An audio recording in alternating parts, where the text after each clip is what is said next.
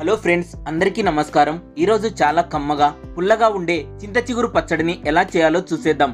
మళ్ళీ తినాలనిపించే ఈ చింత చిగురు పచ్చడిని చాలా రకాలుగా చేసుకోవచ్చు అండి.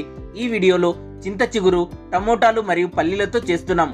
వేడివేడి అన్నంలోకి, రాగి సంగట్లోకి, దోశ, ఇడ్లీలలోకి చింత చిగురు పచ్చడి వేసుకొని ఒక స్పూన్ నెయ్యి వేసుకొని తింటే సూపర్ గా ఉంటుంది ఫ్రెండ్స్. ఈ పచ్చడిని చాలా ఈజీగా ఎలా చేయాలో చూసే ముందు ఫస్ట్ టైం మన ఛానల్ ను చూస్తున్న వారు వెంటనే సబ్స్క్రైబ్ చేసుకోగలరు. అలాగే మేము చేసే వీడియోలు మీకు నోటిఫికేషన్ గా రావాలంటే పక్కనున్న బెల్ ఐకాన్ పై క్లిక్ చేయగలరు. చింత చిగురు పచ్చడికి కావలసిన పదార్థాలు: 1 కప్పు చింత చిగురు, 4 స్పూన్ల పల్లీలు, 2 టమోటాలు, 1 ఉల్లిపాయ, 10 ఎండుమిర్చి, 10 వెల్లుల్లి రెబ్బలు, అర స్పూన్ జీలకర్ర, పావు స్పూన్ పసుపు మరియు రుచికి తగ్గ ఉప్పు.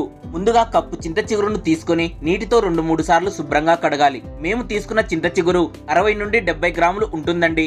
చింతాకును శుభ్రంగా కడిగిన తర్వాత ఒక ప్లేట్ లో పక్కన పెట్టుకోవాలి. ఇప్పుడు స్టవ్ ఆన్ చేసి కడాయి పెట్టి ఇందులో 4 స్పూన్ల పల్లీలు వేసి వేయించుకోవాలి. పల్లీలు వేగిన తర్వాత వీటిని ఒక గిన్నెలో పక్కన పెట్టుకోవాలి. తర్వాత కడాయిలో కొద్దిగా నూనె వేసుకొని 8 నుండి 10 ఎండుమిర్చి వేసుకొని సన్నని మంటపై వేయించుకోవాలి.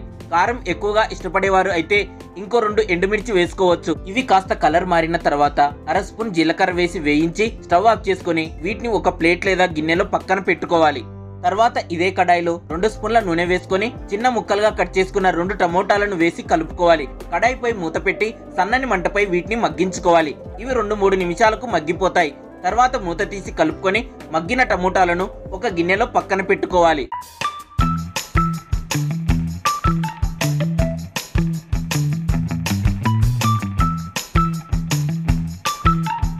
తర్వాత ఇదే కడాయిలో 1 స్పూన్ నూనె వేసుకొని శుభ్రం చేసుకున్న కప్పు చింత చిగురును ఇందులో వేసుకొని కలుపుకోవాలి.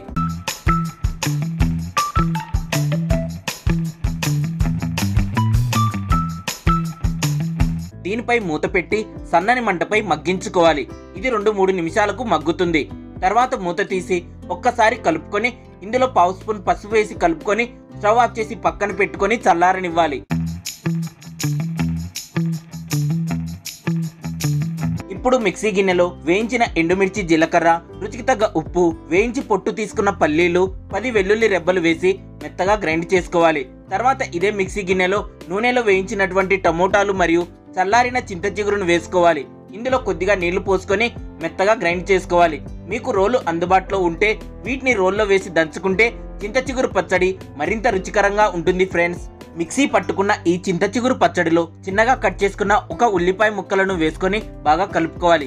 కమ్మగా, పుల్లగా, కారంగా ఉండే చింత చిగురు పచ్చడి రెడీ ఫ్రెండ్స్. చాలా ఈజీగా చింత చిగురు పచ్చడి ఎలా చేయాలో చూశారుగా. ఈ వీడియో మీకు నచ్చితే లైక్, కామెంట్ చేయండి. అలాగే మరిన్ని సూపర్ రెసిపీస్ కోసం మన ఛానల్ ను వెంటనే సబ్స్క్రైబ్ చేసుకోగలరు. Thank you.